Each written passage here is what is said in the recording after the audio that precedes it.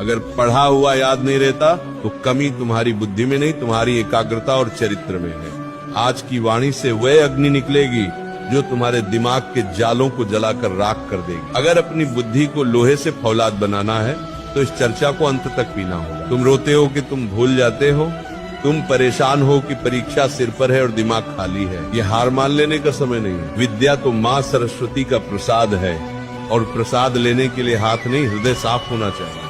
आज वृंदावन की इस पावन छाया से हम वह गुप्त रहस्य खोलेंगे जो बड़े बड़े विद्वानों ने अपनी तपस्या से पाए हैं। पढ़ा हुआ याद रखना कोई चमत्कार नहीं, ये एक साधना है। अगर तुम थक चुके हो रट्टा मार मार कर, तो आज इस फकीर की बात सुन लो। तुम्हारी बुद्धि का द्वार खुल जाएगा और ज्ञान तुम्हारे भीतर ठहरने लगेगा। तू कहता है कि याद नहीं रहता, मैं कहता हूँ तुझे सब याद रहता है। तुझे वो पिक्चर की कहानी याद है जो तूने 3 साल पहले देखी थी। तुझे वह गाली याद है जो किसी ने बचपन में दी थी। तुझे वह अपमान याद है जो किसी ने भीड़ में किया था। फिर किताब क्यों भूल जाता है? इसका कारण है राग और द्वेष। तेरा मन वहीं ठहरता है जहाँ उसे रस मिलता है। तुझे पढ़ाई में रस नहीं मिल रहा, तुझे पढ़ाई एक बोझ लग रही है। जब तक तू विद्या को भार समझेगा वह तेरे भीतर नहीं टिकेगी।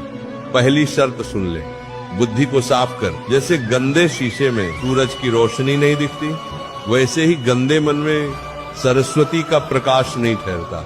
दिन भर मोबाइल पर जो गंद देख रहा है, जो व्यर्थ की चर्चाएं कर रहा है, वह तेरे दिमाग की मेमोरी खा रही है। उन्हें डिलीट कर, तभी नया और कीमती ज्ञान वहाँ टिकेगा।